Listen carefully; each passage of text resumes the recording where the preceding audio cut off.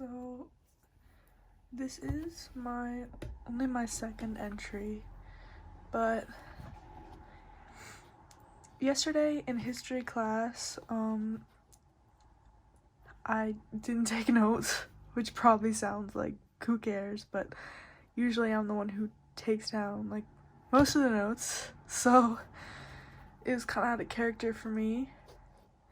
And the reason was because I was writing this, which is my journal, and I thought I'd give you a tour and read what I'd wrote. Yeah, this was the first page I ever did. You can see receipts and what my room looks like. Me and my friend. Also just random receipts. Stuff, random bookmarks I painted and stickers. Things for my pen pals in physics. Mostly writing. And this thing I did in September. This is supposedly my schedule next year, except these two would be filled with photography, so this is kind of outdated. My friend teaching me calligraphy and dried flowers. A really ugly photo of me and stuff from Alicia. This is when I went to see Chicago, my school's play. I'm auditioning for this. I'm really nervous. As you can see, I'll be trying out for a playwrights festival later. The modeling I'm doing is a Charlie Brown one, so wish me luck on that. This is just, I think, the first and only spread I've done in this journal so far. It's kind of emo, but I did this in physics. These were my English presentation note cards for the Lord of the Flies presentation that we did. This is a pamphlet from Planned Parenthood where I work, and this beautiful artwork that this man gave me. This is some of my most recent stuff and studying for the physics test I had yesterday. Okay, this is the page where it starts. You can just see this is where my friend gave me this hot glue of my name and Latin stuff. I'm gonna go through and cross out names because I don't want to, name drop. So, 1 second. Okay. As you know, this is the thing my friend made for me.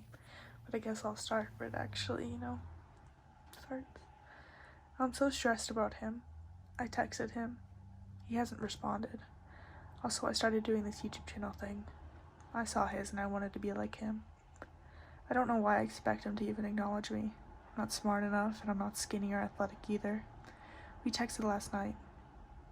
I think that's the happiest I've felt in a while. It's not quite the same as it used to be, but I'm happy he's talking to me at all. Every time I think of him, I'm so nervous I want to throw up. My hands get sweaty and I want to cry. I wish he would hug me like he used to. I should probably get over him. Why haven't I? Not like he's a god or something. Only that's exactly what he is to me. I'd do anything he wanted in the blink of an eye. I gave him a slice of cake. He doesn't know I baked the whole thing with him in mind. I wish I cherished our last moments together. The last time our hands touched. The last time we laughed with each other. I see him at lunch laughing with all of his friends. I used to make him laugh. Maybe I've changed too much. I don't have anyone like him. Someone who's the near polar opposite of me, and yet we have so much in common. I told him his channel was cute. I think that was the wrong word to use. When I watched it, I felt happy. I felt at home with him. He asked, even with a monotone voice. I said, I love your monotone voice. He definitely took it the wrong way. I remember back when his voice dropped, I was so shocked, but I loved it. I could listen to it for hours on end and never get sick of it. I'm sure he gets sick of mine in 5 minutes. I'm so happy he shared his musical playlist with me. Even after all this time, I'm still surprised with him. I want him. I don't care if he laughs at me or asks me uncomfortable questions. I'd be happy to listen to him every time. I want to tell him everything. I want to give him my everything.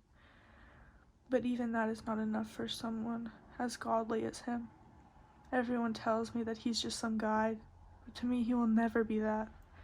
He has such an impact in my life that one word he said 2 years ago still echoes in my head.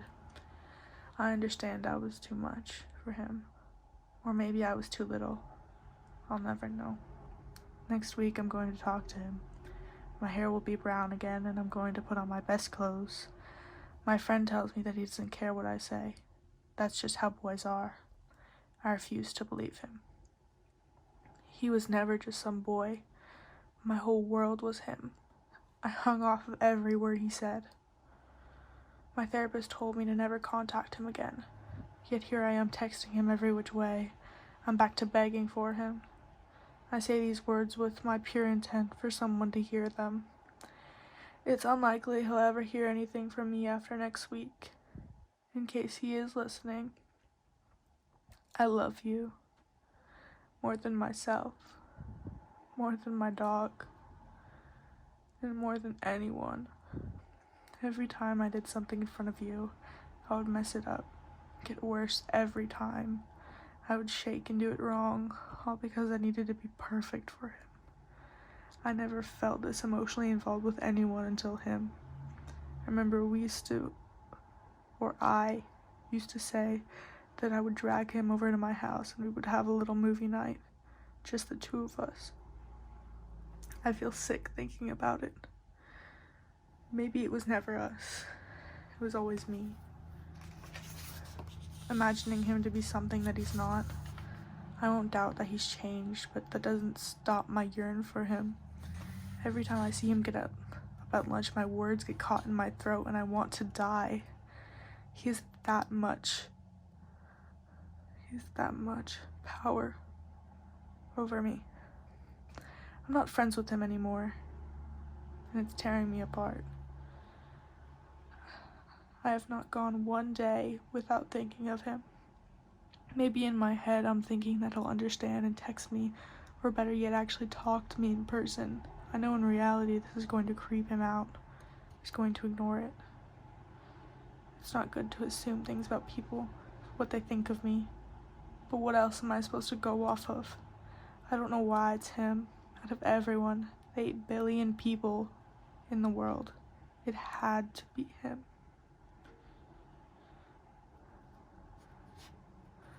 My friends make fun of him, calling him joke names, and I defend him every time. My mom says I'm the type of person who will get taken advantage of. I don't care. I wish he loved me back. I wish we had more time.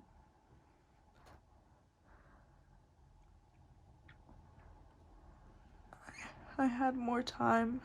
I wish I had more time to tell him how handsome he is.